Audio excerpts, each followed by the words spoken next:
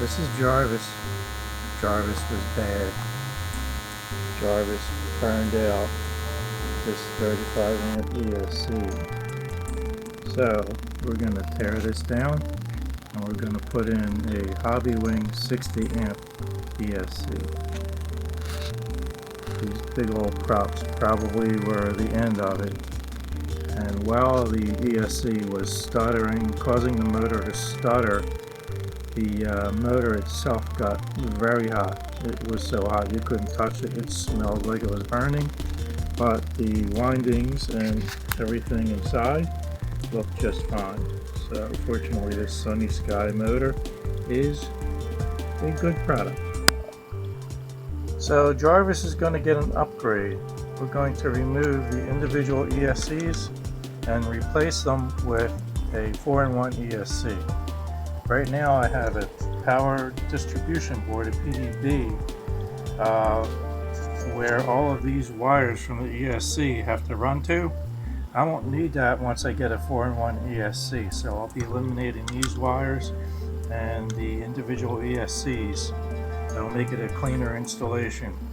What I'll do with the motor wires, since they're short and they won't reach all the way over here, is I'm going to use something called race wire. And it's basically a circuit board that's about this size, and you solder the motor wires to it, and then you solder the motor wires going out over to the 4-in-1 ESC. Race wire I'm going to use is going to have LEDs on it. I'm kind of looking forward to putting them on here. So here's a little soldering tip. I've been removing these wires from the ESC. The ESC is sinking away a lot of the heat because of the way it's made. So it's pulling it out of the soldering iron, and I was rolling along just fine, taking the wires off, and all of a sudden the soldering iron stopped taking the wires off. So I knew what was wrong right away, but I thought that I would impart this to you guys in case you didn't know. If the iron is dry, like very little, if any solder on it, and it's not shiny and tinned like this, it's not going to work as well. So I actually had to add solder to the tip, and then 1, 2, 3 I was able to get these wires off. Here's my vehicle with the hood up. Camera up there. This is my receiver. It's the Ghost. Light controller F7 V2. There's a capacitor snuck in there, so I can use a 6S battery, and it's a generic VTX. So here's a shot of all the wires that are necessary if you have separate ESCs. You can see the power wires connected to the PDB. I have the motor control wires here, the PWM or D-shot signal, whatever it actually is called. This is a common bus for the ESC telemetry wires. All 4 telemetries and connections end up there. Battery connections, there's where the capacitor goes, and of course other wires are just kind of passing through. So here's a mounting and removal tip. A lot of times the heat shrink, the silicone heat shrink that goes around a lot of boards and components don't stick very well to double-sided tape. So you get some contact cement, you rough it up and put some contact cement on and let it set up for a little while. Then you can use this double-sided gel tape, and here's the reason why I like it. I'm taking this off now. It's been on here for, I don't know, 3 months, and I'm pulling pretty hard. This stuff is hard to get off. Try not to let it reattach. All the adhesive is staying with the pad.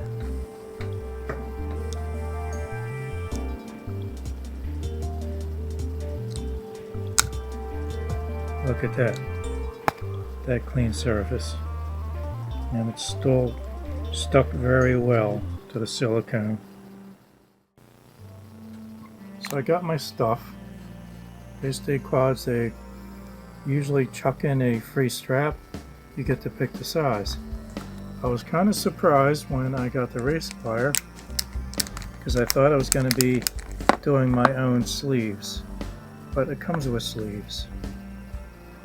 So you just take these and break them out, put them on the arm, solder motor up, put your wires on, shrink it up, and then connect them, solder them to the ESC. They look pretty solid. Alright, now this, I was surprised when I opened it because the wires and the capacitor are both soldered to it. I don't know if I'm going to be able to use it in this configuration, but I'm sure going to give it a go. And this is the wire that I'm going to use for the motors and the race wire, and attach them to the ESC. It's a 3 conductor and it's silicone. I like it. Hey, this race wire, it's really attached to the leaderboard, because that's what I'm gonna call it, leaderboard. I can't break them out without worrying about breaking the board, so here's how I'm gonna do it. I'm gonna separate them from each other. Do the best I can with this camera. Alright, with a good pair of cutters. 1. Look at that, I can count to 3. 1, 2, 3. One to the other side. These are really good cutters.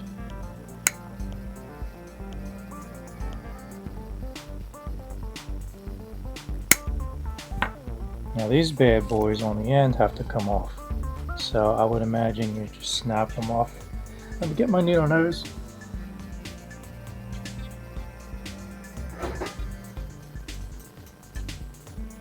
You know what? I got these, they'll fit better. They're called duck bills.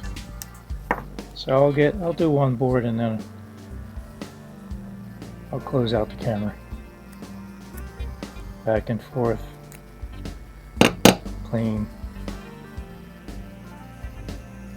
Try to get your tool right on the line to make a nice clean snap edge and work it.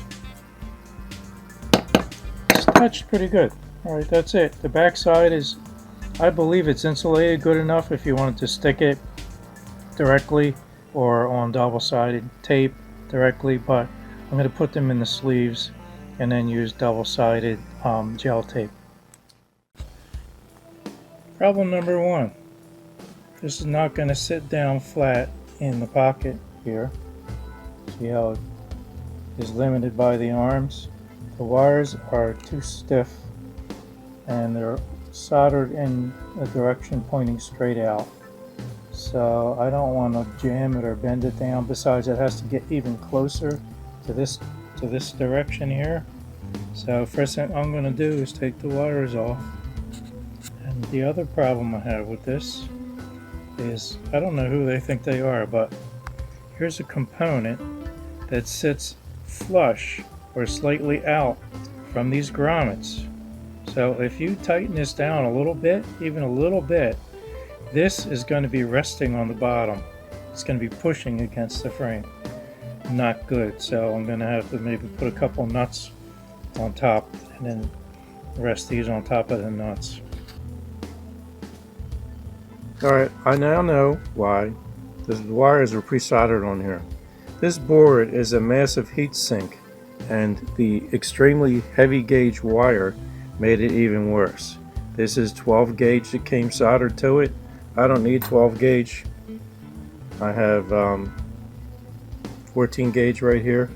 I'm going to use that because I need to get the 14 gauge out of the connector through here. I had to print a new one up because this is pretty much permanently glued, and I'll just solder them and fold them under the board and out to the side where this connector is going to live.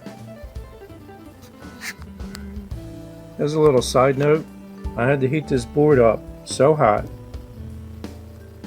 that it melted the anti-slip mat, and I was a little bit worried. I had a monster soldering gun I'm sure an iron wouldn't even have loosened it unless it's some incredibly high powered iron.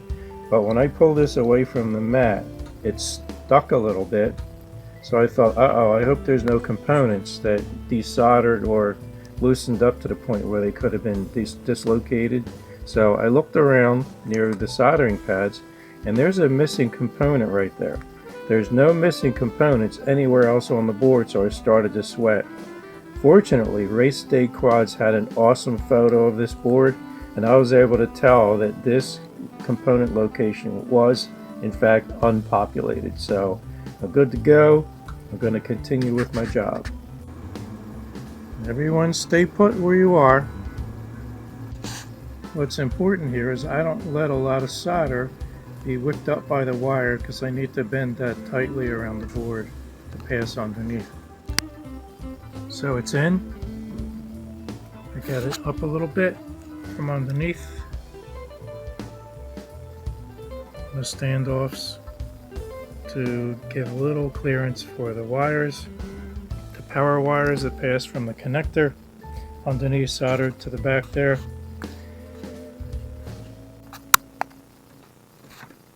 Black and the red right there, they go on the VTX. They're a common and a battery connection.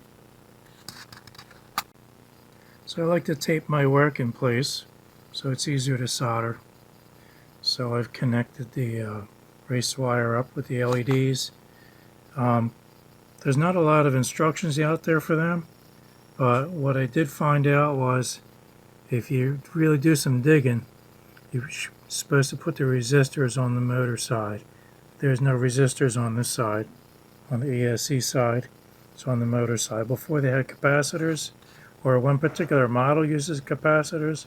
This model has a couple of resistors. I don't know what the difference is, but that's what they say. Here, theirs is a shrink. This is the shrink wrap for those. And if you coat it with that, the double-sided gel tape will stick better. So this is what I have so far. Finished my soldering onto the ESC, and I also moved some wires around on this harness. One end out of the several that they give you always fits the ESC. The other end has different size plugs. This one worked out really well. I removed the wire that had voltage monitoring. The flight controller didn't use that. It does have current monitoring. And then I took the red wire for power for the back, and I moved that to the proper position on this connector, and really only had to make a couple moves. It worked out well. Alright, moment of truth. Power up test. 0 dB. Looks good. VTX is powered up. GPS powered up. Yep. There it is. Receiver. Let's arm it.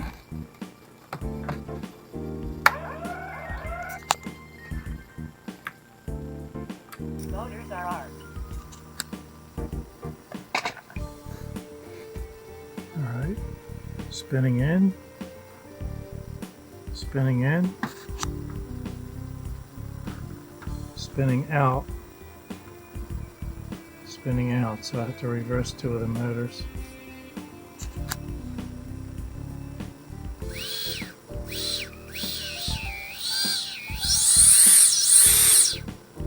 Alright, so I plugged in my drone flight controller, launched BL Heli Suite. It's 32.6.0.4. I don't know what's on the drone, so let's connect to it. I know it was COM8. So it says multiple ESCs, doesn't know how many, and I think what I had to do is read the setup, but it won't let me read it unless I put the battery in.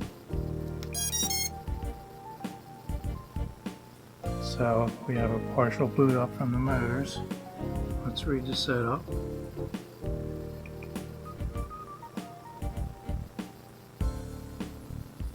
firmware 32.7. And what do I have? 32.6? Maybe I better get 32.7. Alright, all 4 ESCs are selected here. So I want to write to something. I want to write something to all of them. So I'm going to turn current protection on. And it's a 60 amp ESC. So how many amps do I want to set it for? Let's see, 46. Let's just call that an omen. Alright, and I'm going to write setup. You don't want to flash, that's firmware. So I'm going to write the setup 46 amp over current protection. Now, you know what? There we go. Let's write that setup.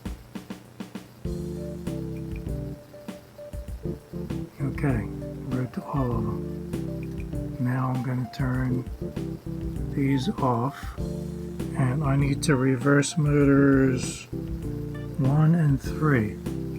So ESC 1, I'm going to reverse the motor direction, and I'm going to write that setup. Turn off 1 and go to 3. I'm going to reverse. Let's take a look while we're here. Look at that, current protection is set to 50 amps. Alright, I'm going to write that setup. And for right now, I'm not going to mess with anything else. Let's give it a go. Transmitter's on. Here comes power up.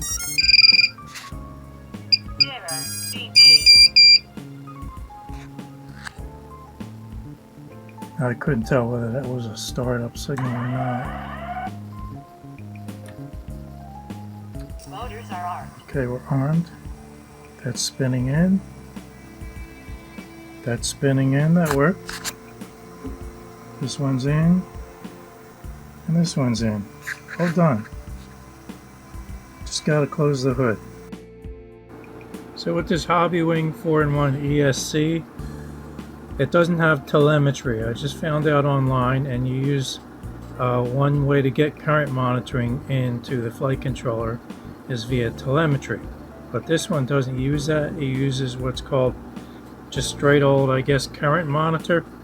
There's a jumper right here, extremely small, and you can, on this flight controller, you can pick whether the input over here for the current monitor is going to be a serial port or whether it's going to be the current monitor input. So I'm going to move this jumper over to this position here, and then that should solve the problem why I'm not reading current from my ESC.